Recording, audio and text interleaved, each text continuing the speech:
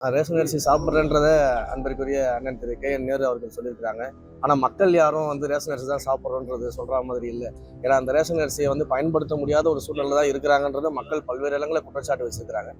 அதையெல்லாம் சரி பண்ணி நல்ல தரமான பொருட்களை ரேஷன் ஷாப்ஸ் மூலியமாக கொடுக்கணுன்றதுக்காக மாண்புமிகு தமிழ்நாடு முதலமைச்சர் அவர்கள் நடவடிக்கை எடுத்திருக்கிறாங்க. ஜனநாயக முறைப்படி சட்டசபையை நடத்தும் போது நிச்சயமாக அனைவருடைய குரல்களுக்கும் பதிலளிக்கப்பட்டு இது மாதிரியான சில வார்த்தைகள்லாம் இருந்துச்சுன்னா அதை நீக்கிறது மரபு. கடந்த ஆட்சியில் ஜனநாயகத்துக்கு இடமே இல்லைன்றது எல்லாருக்கும் தெரியும். அதனால அந்த வார்த்தைகள்லாம் நீங்கள் கேட்டிருக்க மாட்டீங்க. இந்த ஆட்சியில் ஜனநாயகத்திற்கு மிகப்பெரிய ஒரு ஸ்கோப் இருக்கு. அதனால ஜனநாயகத்தோடய ஆட்சி நடத்துகிறோம். ஜனநாயகத்தோட எங்களுடைய சபாநாயகர் அதுக்கான பணிகளை செஞ்சுட்டு திமுக காரங்க பக்கம் கேமராவை திருப்பினா எப்படி ரீல்ஸ் பண்ண முடியும்னு உங்கள் மக்களுக்கே தெரியும். ஏன்னா இங்கே நாங்கள் பேசிக்கிட்டு இருக்கும்போது நாங்கள் முதன்முறை சட்டமன்ற உறுப்பினர்கள் நிறைய பேர் சட்டமன்றத்தில் இருக்கிறோம். நாங்கள் மாண்போட கருத்துக்களாக முன்வைக்கிறோம். மக்கள் பிரச்சனையை பற்றி நாங்கள் முன்வைக்கிறோம். எல்லா விஷயங்களையும் பேசிகிட்டு இருக்கோம். அதே போல் எதிர்த்தரப்பில் இருக்கக்கூடிய கருத்துக்களுக்கு நாங்கள் பதில் சொல்லிக்கிட்டு இருக்கிறோம். இன்னும் சொல்ல போனால் நான் நேரடியாக பார்க்குறேன், சில முன்னாள் அமைச்சர்கள்லாம் பின்னாடி ரோவில் உட்காந்துக்கிட்டு எங்களுடைய இப்போ இருக்கக்கூடிய அமைச்சர்கள்லாம் பேசும்போது தகாத வார்த்தையில் பேசுறது. எங்கள் மாண்புமிகு முதலமைச்சர் அவர்களையும் தளபதி அவர்களையும் நம்பி எங்களுடைய கட்சிக்கு வந்தவர்களுக்கு எந்த விதத்திலையும் எந்த குறையும் இல்லாமல் நிச்சயமாக அவர் பார்த்துப்பாரு. அது எந்த விதமான மாற்று கருத்துமே இல்லை. ஏன் ஒரு முதலமைச்சரை நோக்கி ஒரு கேள்வி எழும்போது, ஒரு அரசாங்கத்தை நோக்கி ஒரு கேள்வி எழும்போது அந்த அரசாங்கத்தின் ஒரு அங்கமாக இருக்கக்கூடிய அமைச்சர்கள் பதில் சொல்றது என்ன தப்பு? அப்ப எங்களுடைய அரசாங்கம், எங்களுடைய முதலமைச்சர், நாங்கள் நடத்தக்கூடிய ஆட்சியில ஒரு கொஸ்டின்ஸ் வரும்போது நாங்கள் பதில் சொல்றோம். உங்களுக்கு எதிர்கருத்து இருந்தால் நீங்க தைரியமா பேசுங்க. உங்களை யார் பேச வேணாம்னு சொன்னது? முன்னாள் அமைச்சர்களை பேச வேணாம்னு சொன்னாங்களா? இதுல ஒரு முக்கியமான விஷயத்தை நீங்க கவனிக்கணும்.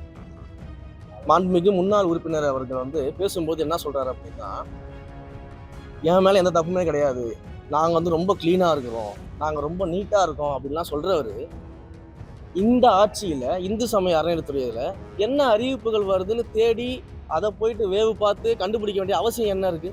மடியில கனம் இருந்தா தானே இந்த மாதிரி வேலைகள்லாம் பண்ண வேண்டியது இருக்கும். எந்த கோயில்கள்ல எந்த விஐபி விவிஐபி அதே போல சினிமா நட்சத்திரங்கள் யார் வந்தாலும் கோயில் வளாகத்துக்கு வெளியில நீங்க எவ்வளவு வேணா வீடியோ எடுங்க, எவ்வளவு வேணா போட்டோ எடுங்க, எந்தெந்த கேள்விகள் வேணா நீங்க கேளுங்க, அதை பத்தி பிரச்சனை கிடையாது.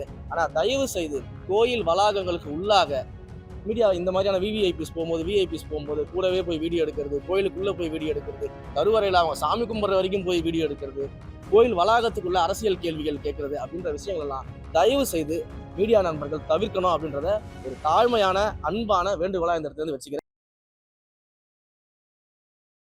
ஆச்சி மசாலா எந்த சமையலும் ருசி தேடும் ரகசியம் 20 ரூபாய். புரியல.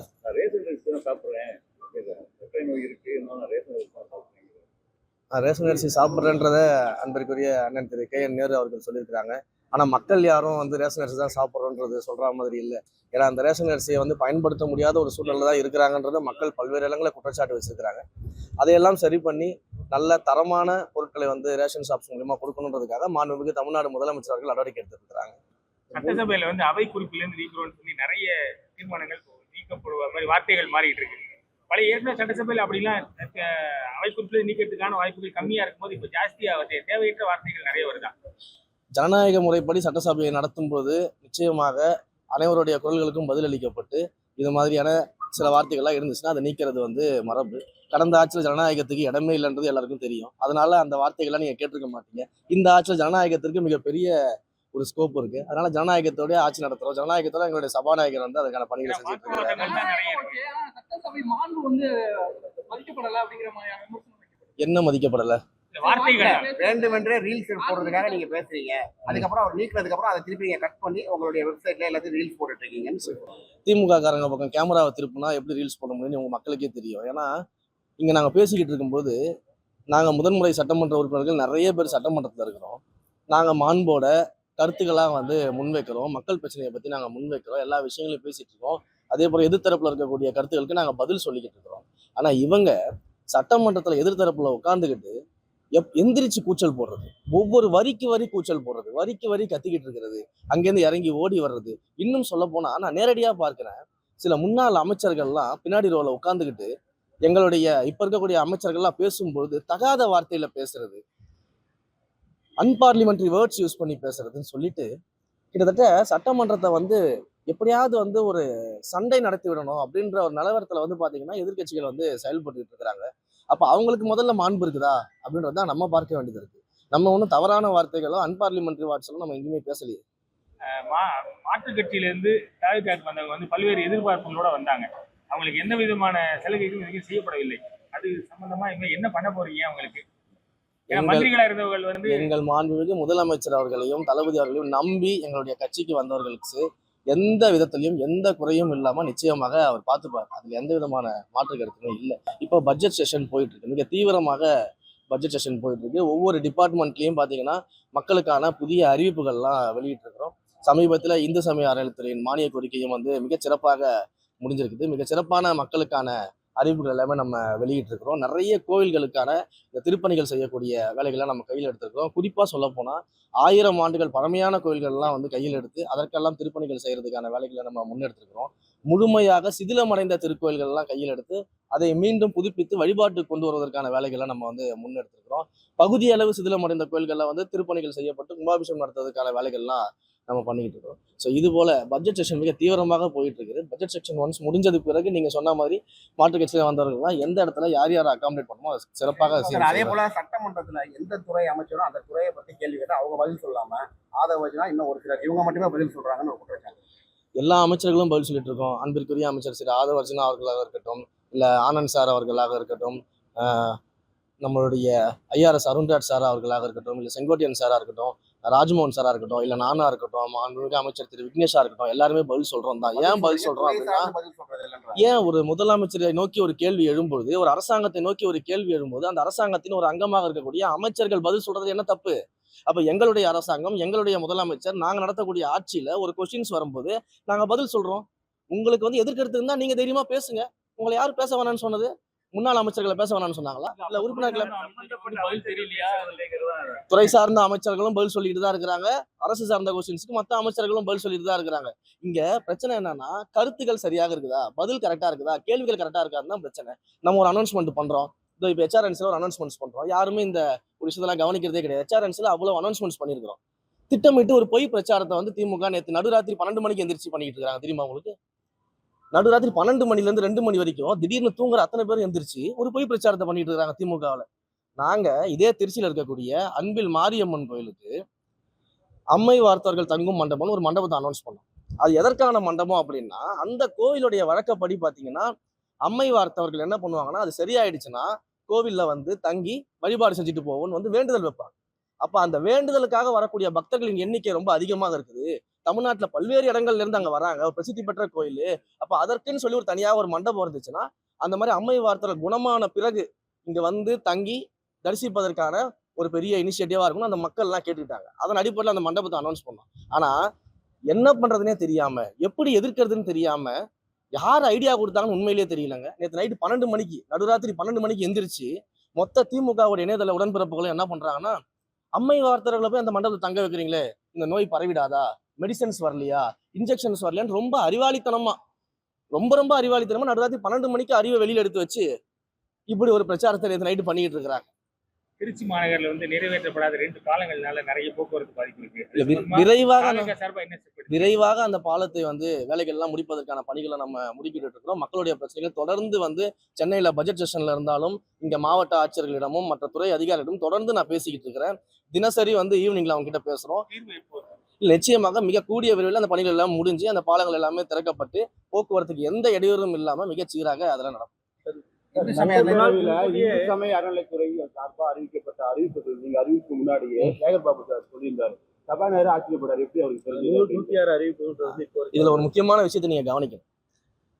மாண்புமிகு முன்னாள் உறுப்பினர் அவர்கள் வந்து பேசும்போது என்ன சொல்றாரு அப்படின்னா, என் மேல எந்த தப்புமே கிடையாது, நாங்க வந்து ரொம்ப கிளீனா இருக்கிறோம், நாங்க ரொம்ப நீட்டா இருக்கோம் அப்படின்லாம் சொல்றவரு, இந்த ஆட்சியில இந்து சமய அறநிலையத்துறையில என்ன அறிவிப்புகள் வருதுன்னு தேடி அதை போயிட்டு வேவு பார்த்து கண்டுபிடிக்க வேண்டிய அவசியம் என்ன இருக்கு? நாங்க என்னென்ன வந்து விஷயங்களை வந்து விசாரிக்கிறோம், கோயில்கள்ல என்ன ஆடிட் நடத்துறோம், இதை பத்தி எல்லாம் ஏற்கனவே இருக்கக்கூடிய அதிகாரிகளை கையில வச்சுக்கிட்டு அவர் விசாரிக்க வேண்டிய தேவை என்ன இருக்குது? தப்பே செய்யாதவங்க எதற்கு இன்னொரு ஆட்சியில நடக்கக்கூடிய அரசாங்க விஷயத்தை தெரிஞ்சுக்கிறதுக்கு ஆசைப்படுறாங்க? முதல்ல அரசாங்கத்தினுடைய கான்பிடென்ஷியல் விஷயத்த ஒருத்தர் இது போல தெரிஞ்சுக்கிட்டு அது சட்டமன்றத்தை பேசுறதே தப்பு கிடையாதா? அப்ப தன் மீது தப்பு இல்லைன்னா இதை தெரிஞ்சுக்க வேண்டிய அவசியம் என்ன இருக்கு? அவர் மீது வந்து உண்மையிலேயே அவர் வந்து எந்த விதமான தப்பும் பண்ணல, கிளீனா இருக்குன்னா இதை தெரிஞ்சுக்க வேண்டிய அவசியம் உங்களுக்கு என்ன இருக்கு? மடியில கனம் இருந்தா தானே இந்த மாதிரி வேலைகள் எல்லாம் பண்ண வேண்டியது இருக்கும். கடந்த சம்பந்தப்பட்ட காலங்களில் ஆதரவாளர்கள் நடவடிக்கை எடுப்பீங்களா சார்? ஆதரவாளர்களா வந்து அதிகாரிகள் இருக்காருன்னு சொல்றீங்க. அந்த அதிகாரிகள் நடவடிக்கை எடுப்பீங்களா? நிச்சயமாக இதை யார் செய்திருந்தாலும் அவங்கள கண்டுபிடிச்சு அவங்க மேல நடவடிக்கை நிச்சயமா எடுப்போம். இதுல எந்த விதமான மாற்று கருத்தும் கிடையாது. புரியுதுங்களா? அதே சமயத்துல இவங்க எந்த அளவுக்கு வந்து தப்பு செஞ்சு அந்த தப்பு செய்யறதுனால பயத்துல இருந்தாங்கன்னா, இந்த ஆட்சியாளரை கண்டுபிடிச்சிருவாங்க, நடவடிக்கை எடுத்துவாங்க பயத்துல இருந்தாங்கன்னா, இப்படி வந்து ஒரு டிபார்ட்மெண்ட்டுக்குள்ள என்ன நடக்குதுன்னு தெரிஞ்சுக்கிற அளவுக்கு இவங்க இறங்கி இருக்கிறாங்க. ஆனா இவங்க எவ்வளவு தப்பு பண்ணிருப்பாங்கன்னு சிந்திச்சு பார்க்கணும். இங்க அதுதான் முக்கியம். அப்ப அவ்வளவு பயம் இவங்களுக்கு இருக்குது. நம்ம தப்ப கண்டுபிடிச்சாங்கன்ற பயம் இருக்கிறதுனால நோண்டிக்கிட்டு இருக்கிறீங்க நீங்களும் சேர்ந்து இந்த விஷயங்கள் எல்லாம். அப்ப அந்த பயமே எங்க ஆட்சி கிடைச்ச முதல் வெற்றி. நாங்க நேர்மையா நடைபெற்று இருக்கோம். இந்த சமயம் மாநில கோரிக்கையில நிறைய டெண்டர்கள் கடந்த காலங்களில் நடந்ததை ரத்து பண்ணிருக்கீங்க.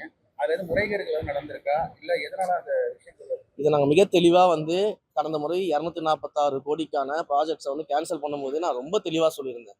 என்ன அப்படின்னா, இவங்க எலெக்ஷன் மேனிஃபெஸ்டோல நம்பர்ஸ் அதிகமா இருக்கணும், நிறைய அறிவிப்புகள் வந்து நாங்க வெளியிட்டோன்னு காட்டணும் அப்படின்றதுக்காக என்ன பண்றாங்கன்னா, தொடர்ந்து எக்கச்சக்க அறிவிப்பு அறிவிச்சிட்டாங்க. நான் சொன்னது போல பொதுநல நிதியில இவங்க திருப்பணிகள் எடுத்துக்கிட்டு கிட்டத்தட்ட இன்னைக்கு 400 கோடி ஏற்கனவே முடிவடைஞ்ச பணிகளுக்கும் பாதியில நிற்கக்கூடிய திருப்பணிகள் கோயில் பணிகளுக்கும் திரும்ப கொடுக்க வேண்டிய சூழ்நிலை இருக்கு. இப்ப அதை நாங்க தான் திரும்ப கொடுக்குறோம்.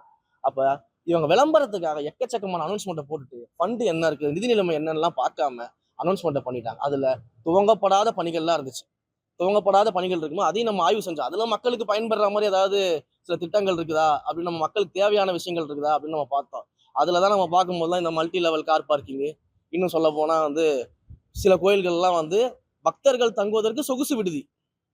எந்த பக்தர்களுக்கு சொகுசு விடுதி தராங்கன்றதை நம்ம தான் சிந்திச்சு பார்க்கணும். பக்தர்கள் தங்குவதற்கு சொகுசு விடுதி இப்படியான ப்ராஜெக்ட்ஸ் எல்லாம் பண்ணும்போது இதெல்லாம் ஆரம்பிக்கவே இல்லை. எதுக்கு இதெல்லாம் வேஸ்டா பண்ணிட்டு, இதுக்கு பக்தர்களுக்கு ஏதாவது பண்ணிட்டு போகணும்னு சொல்லி கேன்சல் பண்ணோம். திருச்செந்தூர் கோயில்ல வந்து பல்வேறு நடைமுறைகள் கொண்டு வந்தீங்க. பட் திருப்பியும் அது சம்பந்தமா பல்வேறு சர்ச்சைகள் உருவாயிட்டு இருக்கு.